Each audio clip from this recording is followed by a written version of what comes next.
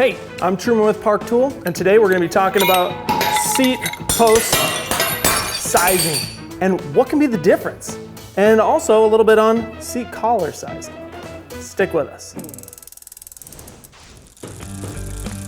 All right, so now we need to measure the ID to get our seat post size, and then we're going to measure the OD to get our seat collar size. First, let's make sure that this is clean,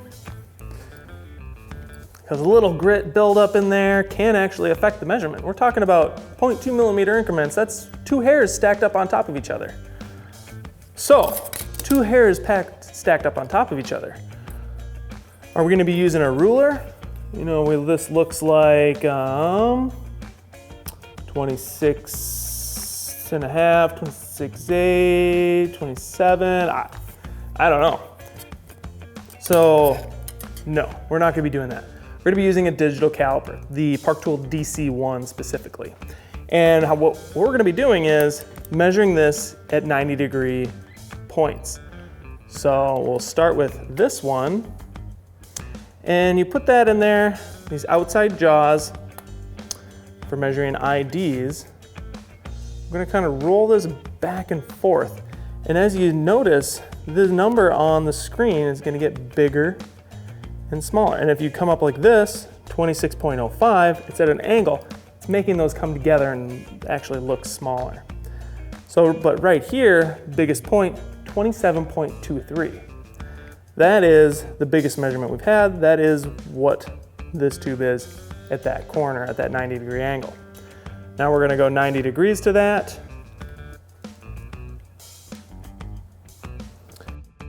(27.22, 27.25). These are very confidence-inspiring numbers. 27.2 is a very common seat post size. So this being just a little bit larger, the little bit of tolerance is giving me a lot of confidence that this is a 27.2. So let's get to this collar. We're gonna do the same thing. We're gonna measure at 2 90-degree points. We're gonna measure here at 90, 31.62. Here, at that 90 degrees from that first measurement, 31.75. When we're talking about seat post collars, these don't come in as fine of measurements as seat posts themselves. So, what was available in this range, we'll average that out at, 31.7 millimeters. The closest size we could find was 31.8.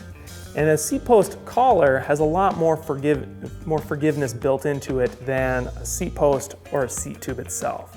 So I'm very confident that 31.8 is going to work. Perfect. So we went with a 31.8 collar. That was the closest way we had. We had to, be within that range, the nominally correct number. And then the seat post, a 27.2. And if we sit here, one of the ways to make sure you're right is you're gonna rock this back and forth, and you might feel a teeny tiny little knock, but that's not bad. But this one fits just perfect. It's just like a glove. But it's not always this easy. So let's take a look at another example. Okay, so here we've got another bike. We've got 3 posts, all within 0.6 of a millimeter of each other. Let's put these seat posts in this seat tube. First, too small. We got this one. Too big. We're gonna get stuck. Then we've got just right. So this is an example of how accurate measuring is really important. 0.2 millimeter increments is really important. If you have one that's too small, it's not gonna stay. If you have one that's too big, it's highly probable it's gonna get stuck. But just wanna emphasize that accurate measuring, like with a digital caliper, or Park Tool DC1, is very important in a situation like this. So thanks for joining us. We'll see you next time.